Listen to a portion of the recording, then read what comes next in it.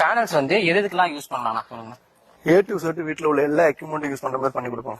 AC ஓட்டணும், fridge ஓட்டணும், washing machine ஓட்டணும், பம்ப் ஓட்டணும், வாட்டர் பம்ப் ஓட்டணும், 200 அடி 500 அடி போர் இருக்கு, எல்லாத்துக்குமே பண்ணி கொடுக்கணும். என்ன விஷயமான ஹெவியான கரண்ட் எவ்வளவு பெரிய லோடா இருந்தாலும் நாங்க போட்டு தரோம். ஒரு லேத்து ஓட்டணுமா, சிஎன்சி மிஷின் ஓட்டணுமா, அதுக்கான பவர் பிளான்ட் நாங்க போட்டு தரோம். என்னென்ன கமர்ஷியல் பிளேஸ்லாம் லார்ஜஸ்டா நீங்க இது வரைக்கும் பண்ணிருக்கீங்க? இது கம்பெனி இண்டஸ்ட்ரியலுக்கு வந்து பாத்தீங்கன்னா 30 கிலோவாட் ஒரு இடத்துல பண்ணிருக்கோம். கோயம்புத்தூர் தான் அதுங்க. அடுத்து வந்து இப்ப ரெசிடென்சி பர்பஸ்ல அதிகபட்சம் வந்து பாத்தீங்கன்னா 8 கிலோவாட் வரைக்கும் கோயம்புத்தூர்ல பண்ணிருக்கோம், புதுக்கோட்டையில பண்ணிருக்கோம், சென்னை சுத்தி பண்ணிருக்கோம்.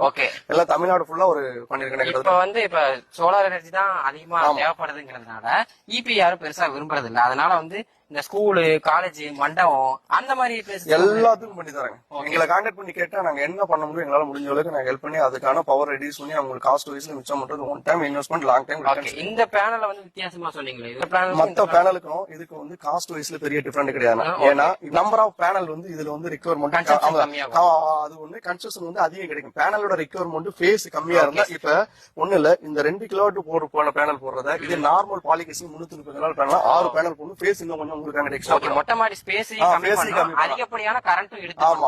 இந்த மாதிரி டீடைல்ஸ் எல்லாமே என்ன விட அவர் டீடைல்ஸ் நிறைய தெரியும். ஒரு நம்பர் கொடுத்துறேன், செக் பண்ணிக்கங்க.